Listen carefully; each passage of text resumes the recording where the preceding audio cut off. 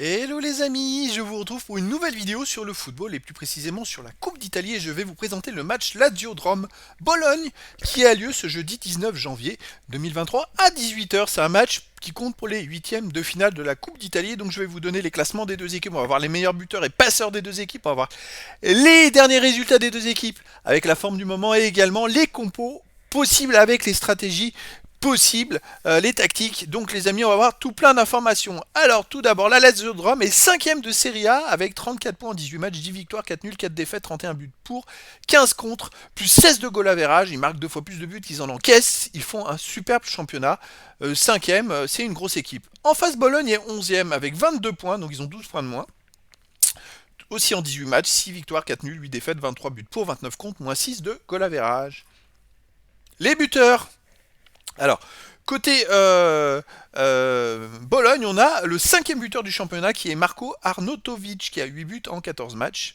Ensuite, côté Lazio de Rome, c'est l'attaquant vedette, c'est Ciro Immobilier qui a marqué 7 buts en 14 matchs et qui est 7ème buteur. Ensuite, pour les meilleurs passeurs de Serie A, on a le deuxième. Côté Lazio Rome, je suis même pas sûr que ça soit le deuxième. Pour moi, c'est même le premier. Excusez-moi, c'est même le premier. Hein, non, premier passeur du championnat. C'est le meilleur. Sergei Milinkovic-Savic pour la Lazio qui a fait 8 passes décisives en 17 matchs. Et côté Bologne, on a Roberto Soriano qui est 16ème avec 3 passes en 17 matchs. C'est vrai que j'ai j'ai pas trouvé d'autres joueurs entre ces statistiques. Alors, on va maintenant passer aux résultats sur les 10 derniers matchs. La Lazio de Rome sur les 10 derniers matchs, c'est 5 victoires, 1 nul, 4 défaites. C'est énorme, beaucoup de défaites, alors qu'ils sont quand même 5ème en championnat. 12 victoires, 12 buts pour, 12 contre, plus 0 de goal average. Ça marche pas trop en ce moment. On va regarder depuis la reprise. Alors, ils ont perdu 2-1 à Lecce le 4 janvier. Ensuite, 2-2 à domicile contre Empoli. Ils ont gagné 2-0 à Sassuolo. Ok. C'est vrai qu'ils avaient perdu un match aussi en Coupe d'Europe à Rotterdam. Ils avaient perdu à domicile en championnat contre la Salernitana, 3-0 à la Juve. Enfin, bon, c'est un peu moyen pour une équipe qui est 5ème du classement. Ça alterne un peu les bons et les mauvais résultats. Bologne de son côté sur les 10 derniers matchs, c'est 6 victoires, aucun nul. Alors avec eux, c'est radical. Soit ils gagnent, soit ils perdent. 4 défaites, 16 buts pour, 15 contre, plus 1 de goal average. Et donc depuis la reprise après la Coupe du Monde au Qatar, ils ont perdu 1-0 à Rome.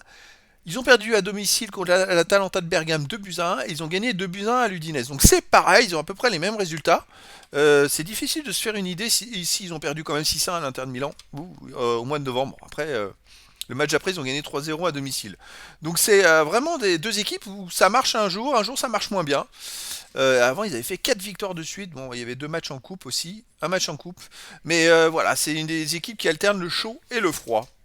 Allez, les compos d'équipe possibles, probables, tout peut changer hein, d'ici le match. Pour la Lazio, on a gardien Maximiano, défense Lazari, Patrick, Casal Isage, milieu Vecino, Marcos Antonio, Basic, attaquant Cancellieri pardon, ou Pedro, Felipe Anderson et Zaccani. Donc il n'y aurait pas de immobilier. Et ni aussi, comment il s'appelle lui là, Milinkovic Savic, le meilleur passeur. Ni l'un ni l'autre, ok. Après, tout peut changer d'ici le début du match. Hein. Côté Bologne, gardien. Alors, déjà, la tactique, c'est du 4 défenseurs, 3 milieux de terrain, c'est du 4-3-3. Hein. Bologne, gardien Chorubski, défense poche, Sumaoro, Sosa, Cambiaso, milieu défensif, Shouton, milieu offensif, Solini, Medel ou Moro, Dominguez, Soriano et attaquant Barro. Donc c'est pareil, on va aller voir. On a Arnautovic qui est absent, il n'y a que Soriano qui est là, mais alors c'est une possibilité parce que je ne sais pas s'ils sont blessés ou si ils seront là, mais bon, les équipes peuvent changer d'ici le début du match. En tout cas, ils jouent eux en 4-1, 4-1. Ouais. C'est une drôle de tactique 4-1, 4-1 Bologne. En tout cas, voilà. Bon, écoutez, c'était un tour d'horizon, en tout cas, de toutes les informations que je pouvais trouver sur ce match-là, qui est donc un huitième de finale. Donc, les amis, eh ben, écoutez, je vous donne rendez-vous ce jeudi 19 janvier 2023 à 18h pour le match des huitièmes de finale de la Coupe d'Italie, la Lazio de Rome, qui reçoit Bologne. Voilà, les amis. Je vous dis à très bientôt pour une nouvelle vidéo.